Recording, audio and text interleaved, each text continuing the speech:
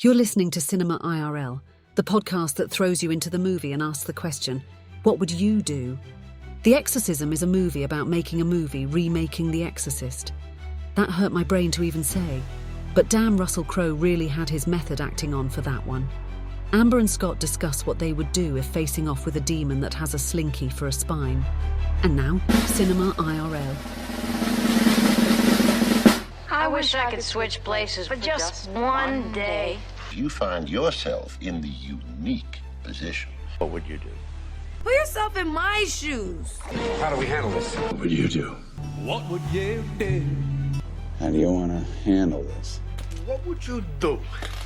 Put yourself in my position. What would you do? Now it's your turn. It's movie time, boys and girls. Today we are talking about The Exorcism. It is about Anthony Miller, a troubled actor who begins to unravel while shooting a supernatural horror film. His estranged daughter wonders if he's slipping back into his past addictions or if there's something more sinister at play. Yeah, that's not slipping. What we saw, that's not slipping. Yeah, definitely a lot of troubling things going on with our young actor. Or I guess not young, middle-aged. What am I saying? Young actor. With our actor, Anthony. Yeah, though I was very impressed with his ability to do a back handstand. Yeah. Or back arch sit. Like that was... So as y'all can imagine here, this movie is called The Exorcism. So Which it might as well be The Exorcist. Pretty much. That's basically what they were shooting was The Exorcist. Right. It was about an actor who had demons of alcohol abuse and drug use while his wife was dying of cancer. And so he's kind of cleaned up now, and he's auditioning for this film called The Georgetown Project. And, of course, we all know The Exorcist happened in Georgetown. So this is the film is showing the filming of the Georgetown Project. And anything that happened to The Exorcism, you can see happens to Anthony. Yeah. So I'd like to start with a what would you do on the daughter. Okay. And that is as soon as I see that my dad has become possessed, not by Satan, but, just a lesser demon, I'm getting the fuck out. That's it. You know what? This is out of my pay grade. I don't deal with this. It is clear that if I stick around, this guy is going to hurt me. There's a priest running around. We'll let them take care of it. Because she kind of continually kept herself in danger. Yeah, I noticed that same thing. So she had returned home after being expelled from school. So you have to assume that I definitely got the impression it was high school and college. But Well, she said she was 16, so. Okay. So, yeah, so she comes back home and she has to sit out a little bit of time there until she is able to go back to school. And yeah, I agree with you. The dad was kind of frightening. And honestly, even if he had just kind of slipped back into some bad ways, once he did some of the things like, he remember when he did a creepy thing with like taking the pills where she put the pills in his mouth and he kind of like put his mouth around it. It felt kind of weird, but kinda. But then he, By kinda, she means weird AF. yeah, it was definitely very sexual for a father-daughter thing, but obviously that escalates to him, throwing her up on the kitchen counter and across the room, and as he is more and more possessed by this demon and looking scary and weird. Yeah, if I haven't already pieced out before then, there were several points that I would have been like, I'm out. Yeah. Well, when he really was possessed and he had the whole episode where he threw her up on the kitchen counter and she yells to the gal that she's dating, call the police or call 911. I would leave the apartment and you can call safely from outside once he gets starting physical like that. Yeah. I've generally found that when people get themselves in movies, they lose their crap and don't do smart things. Yeah. And you can love your father. I mean, maybe if she did. Well, and she called him Tony all the time, so there was definitely a strained relationship there. You know what? It's funny. You would say that, but I actually have a very good friend who has a wonderful relationship with her parents, who calls her parents by their first names. And that's just what she does. Yeah, And so I wouldn't say it's necessarily a sign that itself is a sign of a strained relationship. That said, it was a strained relationship. yeah, no, I would agree with you. It's certainly not a blanket statement, but it was, I think, indicative of her relationship with her father in that he didn't act like a dad, so she didn't want to call him dad. Yeah, no, I think that's perfectly fair as well. You know, the other what would you do, I think, that's worth exploring is the fact that her mom, Anthony's wife, had cancer. She was sick, and he basically checked out and just kind of went on a bender while she was dying from cancer and suffering and needed love and support in the final days of her life. So if I were Lee, the daughter, I definitely would be carrying a lot of emotions about that. Yeah. What would you do? Don't be a piece of crap. Yeah. Especially if your spouse has cancer. Yeah. Maybe, I don't know. Maybe you don't know. Maybe you will be a piece of crap. Well, no, I say that because honestly, I've really always debated this in my mind. Like, if I ever had cancer and I knew it was going to be fatal, oops, caught it too late, stage 4, completely screwed, I probably wouldn't tell you until I absolutely had to.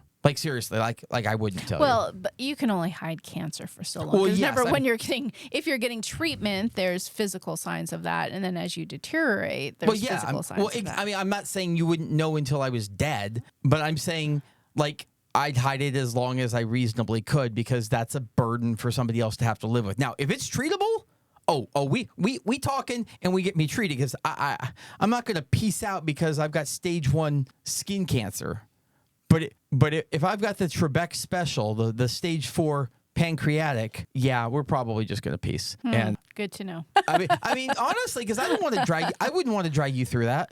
Now, that said, we have no idea what kind of cancer she had. And listen, she did reveal it, and he was a piece of shit. So really, that part I just said is not relevant in the movie. He still was a piece of crap. Yeah, and for context, for anyone who hasn't seen the film, which I don't necessarily recommend, it was okay. It wasn't the best. It wasn't the worst. Yeah, but part of the history that Anthony comes to the movie with is as a boy, he was obviously molested by a priest.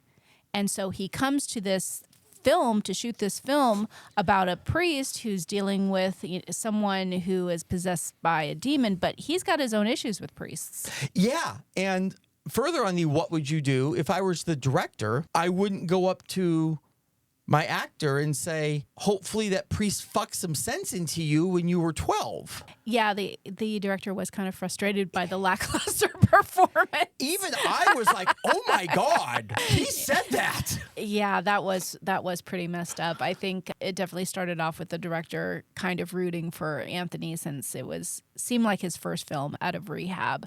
But as the days went on and Anthony was not giving the performance that the director liked, he got more and more impatient. Well, and it's also very clear that Anthony, in his heyday, he wasn't just an actor in Hollywood. He was a legitimate star.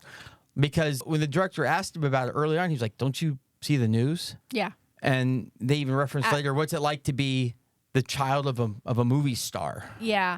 Yeah, and in fairness to Anthony, it wasn't just any sort of lack of acting skills. He was battling some sort of demon that was taking him over. Quite literally. Yeah. Like people talk about when you have alcoholism, like battling your demons. No, he was actually battling a demon. Yes, he was. On top of his own demons. Exactly, and it wasn't doing very much for his appearance as well as he started looking like shit. Yeah, and they're like, they're attributing that to some sort of alcohol-related deterioration or whatnot, which appears he did start drinking again. So if let's explore that. If you're the director and you took a chance on this actor to give him his foot back into the industry, and unbeknownst to you, he is possessed by a demon, so he's not giving his best performance. How do you motivate him other than bringing up his abuse by a priest? Okay, well, like I like to mention, I mean, obviously, oftentimes movies will rely on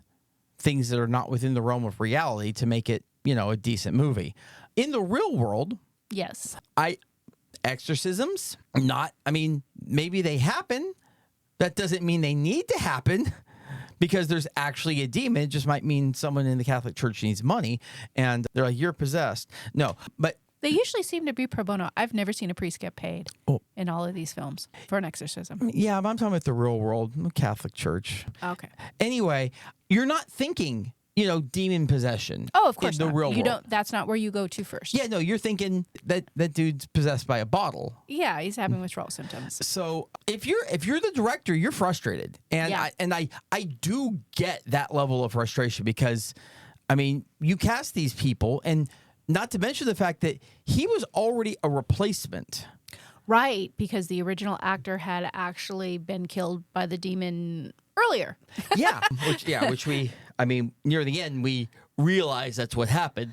And also, spoiler, as always, the one that replaced Anthony after Anthony went off the deep end was killed by Anthony, who was possessed by the demon. Yeah, so don't dress up in the priest garb, or else it's not gonna end well for you, it seems. yeah, definitely think twice before you work on a film about being possessed by demons. Which is funny because the last time that I actually did any real acting myself was is that air quotes real acting? well, I mean, it was a local theater production. Oh, okay. I mean, it's not like I'm not star It's of not the dressed silver. up in your It's not closet. star of the silver screen, but I was acting on a stage, and there were people who showed up. Oh wow! Congratulations! Yay! Yay! I was a priest.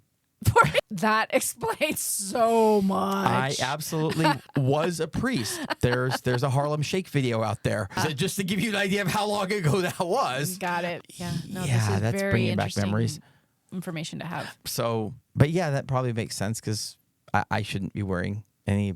I'm surprised I didn't burst into flames as soon as I put the cross on. Yeah, that does seem like something that should have happened, but for your sake, I'm glad it didn't. Yeah. So moving on on that, I'm trying to think here who else. I mean, if you're the director, you're just going to be frustrated. And I can't say, I mean, there's only two things the director did that I thought were in bad form. The really bad form was telling him, hope the priest, But also when they were in a room watching footage. Oh, yeah. And I mean, his daughter was a PA on the set. And so, Anthony's daughter. Yeah, so it's not like this is like they don't know who she is. Obviously, she's a PA because of this. And she's in the room, and he is just talking some crazy smack. Well, in fairness, she was behind him, so I don't know if he knew she was back there. No, she came into the room. I seem to recall that it should have been well known that she was there, and I think he was just.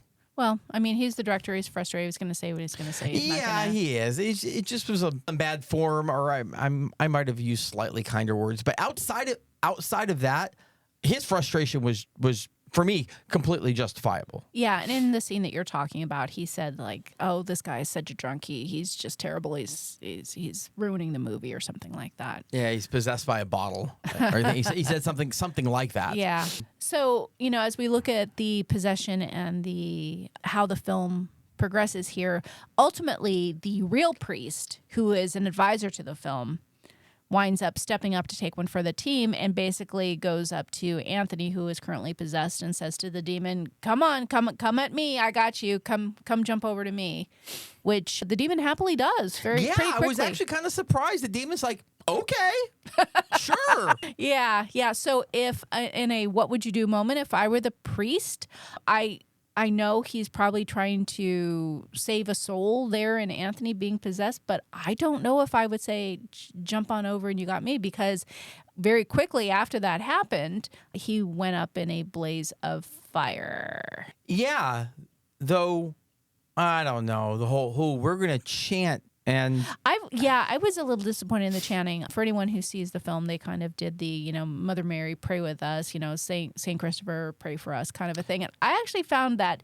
very uninspired. I thought that was the only moment at which I kind of felt like it was bad acting, because it did not feel like they were actually in the heat of possession and fire and demon jumping and everything like that. I didn't believe it. I kind of wanted to see at a certain point the director jump out and say, that's what we needed. Yeah. Great job, everyone. Now let's do it for real. Yeah. It was, I don't know. It was. So my takeaway It was a touch corny. Yeah, no, it definitely didn't play well. I mean, I guess my takeaway here is being in the greater Los Angeles area with Hollywood activity all about. If I see a film being filmed in the area or ever presented with the opportunity to participate in any sort of exorcism, possession, whatever kind of film, I'm just not gonna. Yeah, I'm gonna agree. I think I'm gonna stay away from exorcisms, whether they're real or on film. Yeah, and as you said, peace out. We hope you enjoyed our episode. Thank you for listening. And to catch all the new episodes, please subscribe. We release at least 1 and generally 2 to 3 episodes a week, so we have new content regularly. Until next time.